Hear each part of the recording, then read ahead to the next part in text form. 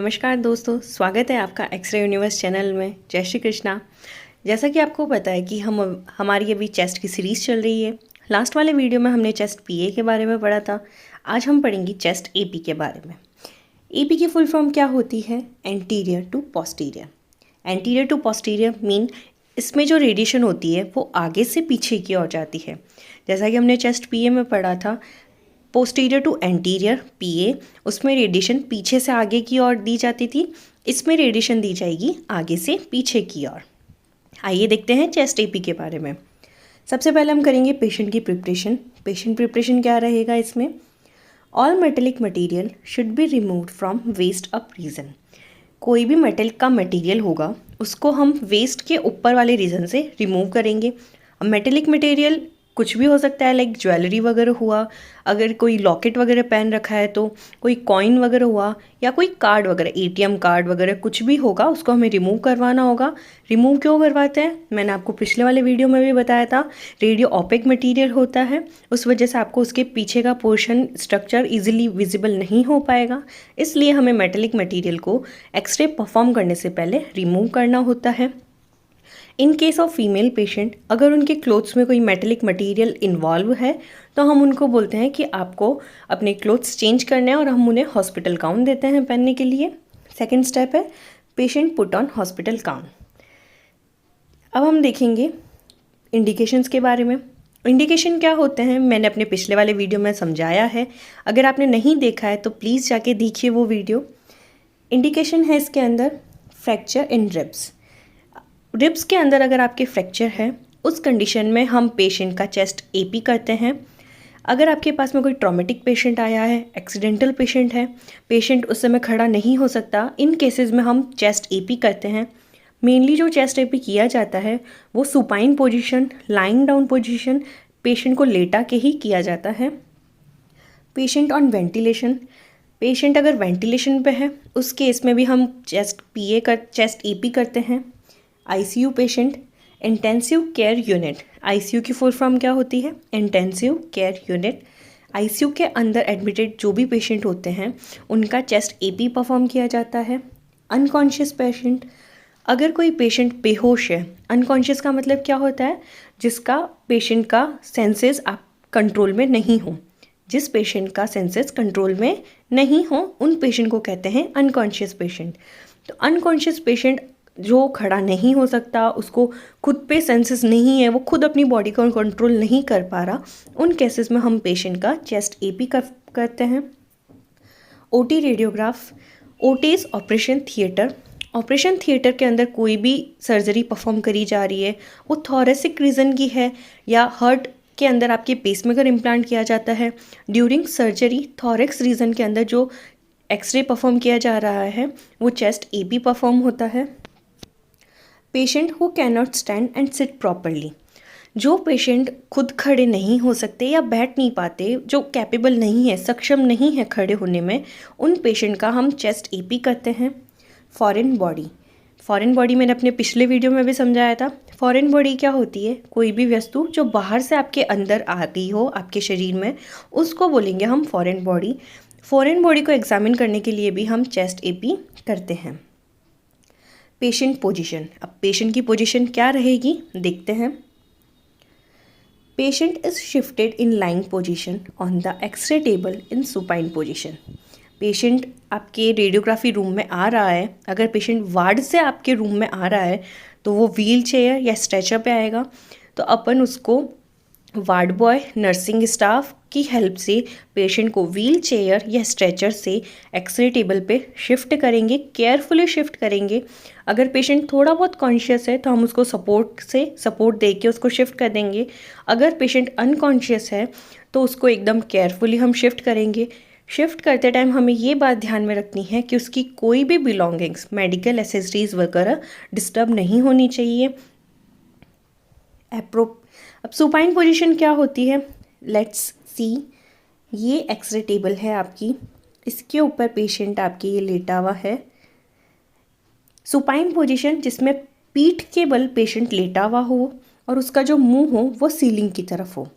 पीठ के बल कि बैक उसकी एक्सरे टेबल के टच में हो रही है और उसका जो मुंह है वो छत की तरफ है।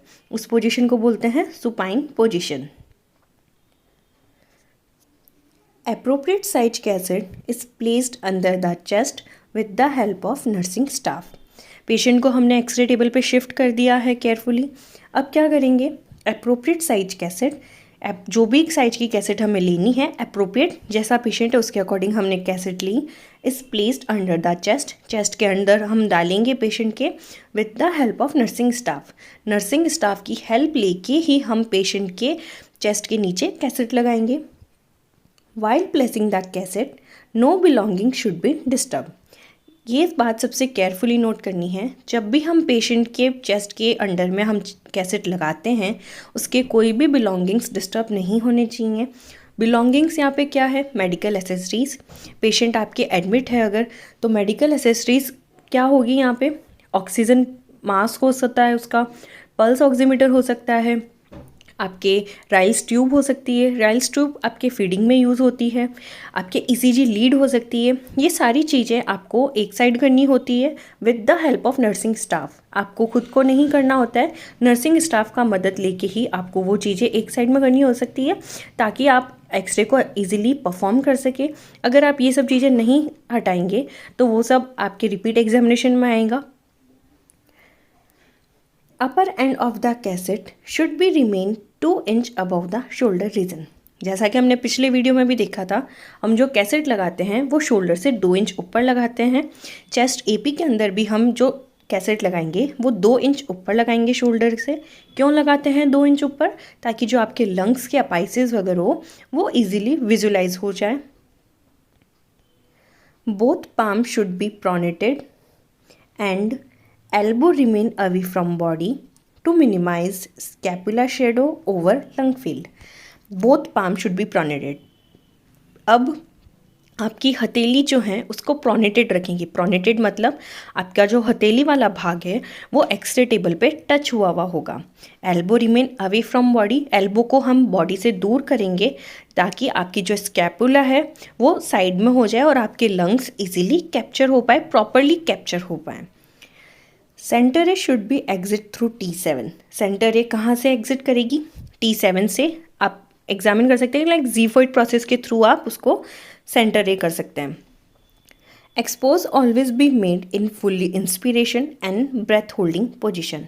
अगर पेशेंट कॉन्शियस है उस केस में क्या करेंगे, पेशेंट को बोलेंगे कि आपको सांस को अंदर लेना है, सांस को रोकना है, और जब पेशेंट सांस रोक ले उस टाइम पे हमें एक्सपोज करना है। For unconscious patient suspended time between inspiration and expiration. जब अगर पेशेंट अनकॉन्शियस है उस कंडीशन में क्या करेंगे, हम इंस्पिरेशन और एक्सपीरेशन के बीच में एक फेज़ होता है, इंस्पिरेशन और एक्सपीरेशन के बीच का हम ध्यान रखेंगे।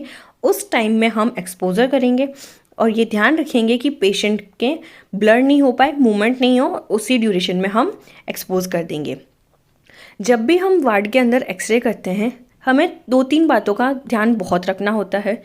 एक फर्स्ट थिंग ये है कि आप जब रेडियोग्राफर बनेंगे, आप वार्ड के अंदर एक्सरे करने जा रहे हैं तो आपको लेड एप्रिन का यूज़ करना है। दूसरी चीज़, जब भी हम वार्ड के अंदर एक्सपोज करते हैं, एक्सरे करते हैं, तो आपको अपने सराउंडिंग स्टाफ, अटेंडर वगैरह को अवेयर करना होता है कि एक्सपोज हो रहा है, ताकि वो लोग रेडिएशन से मैक्सिमम डिस्टेंस बना सकें। और थर्ड चीज़ ये है कि जब भी हम वार्ड के अंदर एक्सरे करते हैं वो पोर्टेबल मशीन के थ्रू करते हैं। एक्सपोजर चार्ट के बारे में पूरा मैंने अच्छे से पिछले वाले वीडियो में बता रखा है। आज हम सिर्फ इसके फैक्टर्स देखेंगे कि चेस्ट एपी के अंदर हम क्या क्या एक्सपोजर फैक्टर यूज़ लेते हैं। तो हम MA क्या यूज़ करेंगे, यहाँ पे एक्सपोजर चार्ट यूज़ करेंगे MA 200, MS 16 to 20, KVP 60 to 65, time होगा यहाँ पे 0.08 से 0.1 सेकेंड। ग्रिड ग्रिड यूज़ नहीं करेंगे हम यहाँ पे। ट्यूब एंगल ट्यूब एंगल नहीं यूज़ करेंगे। FFD film to focus distance 100 to 180 centimetre होगी। सुपाइन के अंदर मोस्टली आपकी जो FFD होती है वो 100 सेंटीमीटर ही रखी जाती है। सेंटर रे होगी यहाँ पे T7 पे। कैसेट साइज होगी 14x14 या 14x17 इंच। Radiography appearance. अब रेडियोग्राफ क्या क्या शो होगा आपको चेस्ट एपी के अंदर, देखते हैं। एयर सेल्स विजुलाइज होंगे आपको। ब्रेस्ट शेडो विजुलाइज होगी आपको।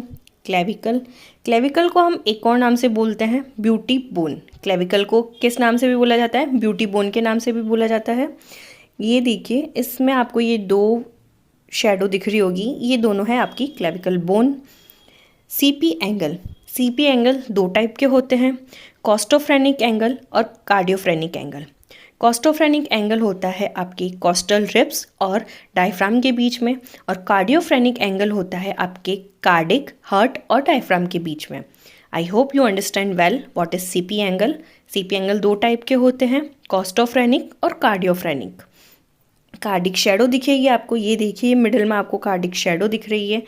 कार्डिक शेडो में आप क्या देखते हैं? अगर किसी पेशेंट के अंदर कार्डियोमेगली पेशेंट है, उसकी हार्ट साइज़ बढ़ रखी है, वो चीज़ देखते हैं हम।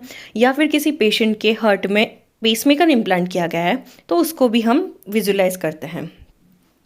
डायफ्राम शो होता है आपको, इफ्यूज़न, फ्लूइड लेवल, लंग्स, ये दोनों साइड में आपको इसमें रिब्स के पीछे आपको लंग्स दिखते हैं।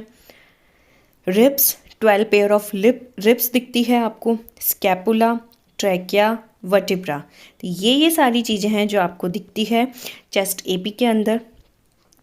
Thank you so much. I hope आपको ये वीडियो अच्छे से समझ में आया हो। आगे ऐसे वीडियोस आपको कंटिन्यू देखने को मिलेंगे। Please like, share and subscribe our channel X-ray universe. Thank you. अगर आपको इस वीडियो से रिलेटेड कोई भी क्वेरी है तो आप कमेंट में ज़रूर बताइएगा।